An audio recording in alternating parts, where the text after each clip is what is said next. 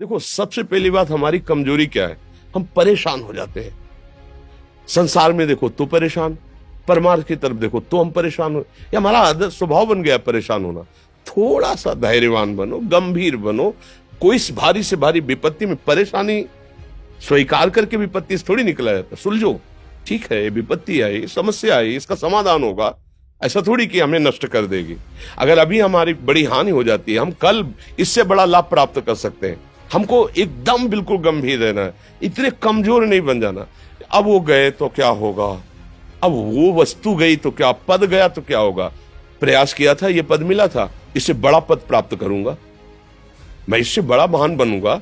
ठीक है, एक बार गिर गया, गलती हो गई, दंड भोगूंगा, फिर इससे ज्यादा संयम में रहूंगा।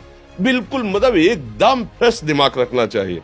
पर अपने लोग क्या है, जरा सी बात में एकदम पछड़ा कर लेते हैं, एकदम कमजोर हो जाते हैं। ये बिल्कुल ठीक नहीं है। हम जीवन भर की यात्रा की बात कह रहे हैं, भारी से भारी कष्ट में भी मुस्कुराना, तो हमें बल मिला है, हमें भगवान की कृपा का दर्शन हुआ है, हमें उनका दुलार दिखाई दिया है।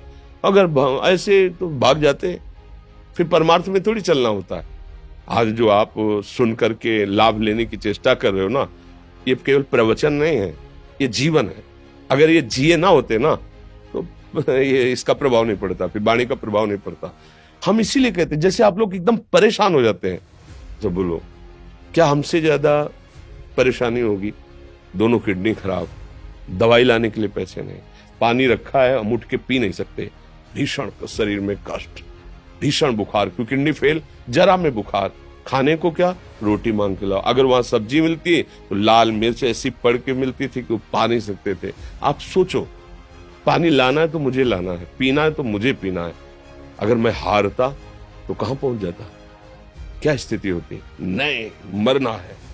पर कदम पीछे, कोई दिन ऐसा नहीं जिस दिन सेवा ना की हो, जिस दिन सेवा ना गए हो। गुरु जी की सेवा में जाना है, पहले अपने को स्वस्थ साबित करना है, नहीं वो सेवा नहीं लेंगे। तुम बीमार हो, तुम कष्ट में हो, ऐसे उनकी दृष्टि परेशान थी, उनकी सेवा की, आके लेट गए। फिर हिम्मत की, अपनी श्री जी की सेवा की, मधुकरी नहीं गए, 3-3 4-4 दिन भोजन नहीं गए, पर सेवा नहीं छोड़ा, दिनचर्या नहीं छोड़ी। और उसका प्रधान कारण संयम, ब्रह्मचर्य, भगवत आश्रय, नाम जप, कभी हारने नहीं दिया। अभी भी थोड़ी देर बाद डायलिसिस शुरू होगा, हारने, आपको हारे हुए नजर आ रहे हैं। शरीर में पीड़ा है, किडनी फेल है, ऐसा थोड़ा हम स्वस्थ बैठे हैं, पीड़ा है, बार बार प्यास लगती है, थोड़ा थोड़ा पानी मिलता है, लेकिन हम आनंदित हैं, हम प्रसन्न हैं। हम लड़ाई में हारे नहीं हैं, ना हारेंगे, हम जीत चुके हैं। हम अपने मालिक के भरोसे में अपना संवाद, तो वो ये हम अपनी बड़ाई नहीं बता रहे, हम आपको बता रहे समस्या। सोचो, तुम्हारे पास तो माँ है, भाई है, बहन है, परिवार है, कोई ना कोई तो है ना। मेरा किसी ने कभी जीवन में ध्यान भी नहीं दिया। क्यों? बचपन से बाबा जी बन गए, किसी से प्यार नहीं, किसी से संबंध नहीं, कोई जानकारी नहीं, हम कहाँ हैं, वो कहाँ है, किसी से कोई मतलब नहीं। अच्छा, जवान साधु कौन श्रद्धा करे?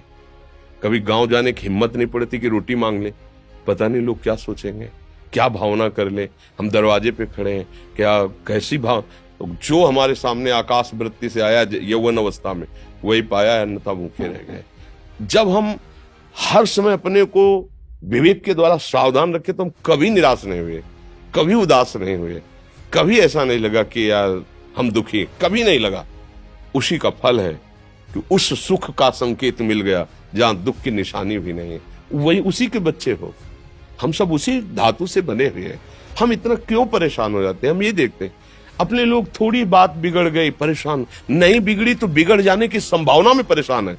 आज सुख है, लेकिन कल सुख छिन जाएगा, तो हम आज के सुख में सुखी ना होकर कल के दुख की आने की संभावना में हम भयभीत हो। मतलब क्या हमारी सोच रह गई? हमको इतना बलवान बनना है कि सुख और दुख दोनों हमको छू न सके। भारी से भारी सुख की व्यवस्था है तो अहंकार नहीं, हर्षित होकर किसी का अपमान न करे कि हम धनी, हम पदाधिकारी, अमुक।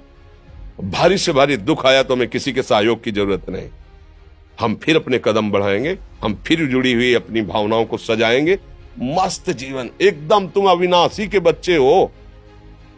शेर का बच्चा भेड़ों के बीच में फंसकर म्यों म्यों बोल रहा है, बस अगर दहाड़ना सीख जाए तो कोई भी उसे परास्त नहीं कर सकता। ऐसे भगवद अंश, तू प्रपंच में फंसकर अपने को इतना दीन क्यों देख रहा है? तू ऐसा है कि भगवान के दिव्यास्त्र में भी ताकत नहीं तेरे को मार सके। तू अविनाशी का अविनाशी बच्चा है। विनाशी भोगों को, विनाशी शरीर को मैं मान के इतना भयभीत, इतना दुख ठीक नहीं। ये सबके लिए, केवल एक के लिए नहीं। आप समझो, आप लोग सोचते हैं हम गृहस्थ होकर भला ऐसी स्थिति कैसे। जनक जी सुखदेव जी के गुरु हैं और राजा हैं, महल है, रानियां हैं, नौकर है, चाकर। क्या सुखदेव जी जिनके शरीर में लंगोटी भी नहीं है, दिगंबर, परमहंस के गुरु हैं जनक जी जो राजा हैं। समझो, आप ऐसा ना सोचे कि हम नौकरी कर रहे हैं, हम संसार में, हम गृहस्थ हैं, हम आध्यात्मिक की ऊंचाई पर नहीं चढ़ सकते। नहीं, आप एक सरकारी नौकरी या आप किसानी या व्यापार करते हुए आप एक अध्यात्म की ऊंचाई में चढ़ सकते हैं। और अध्यात्म ही है जो तुम्हें इस माया के दुख सुख से ऊपर उठा सकता है। दूसरा, चाहे जितनी संपत्ति आ जाए, आप सुखी नहीं हो सकते। सब देख लो, आंख खोल के देख लो। अध्यात्म ही है जो तुम्हें हर कष्ट सहकर मुस्कुराकर जीने का रास्ता बता देगा कि आप आनंदित हो जाओगे। कुछ नहीं बिगड़ा। अध्यात्म है तो कुछ नहीं बिगड़ा, अध्यात्म नहीं है तो कुछ नहीं बना, कुछ हाथ नहीं लगने वाला।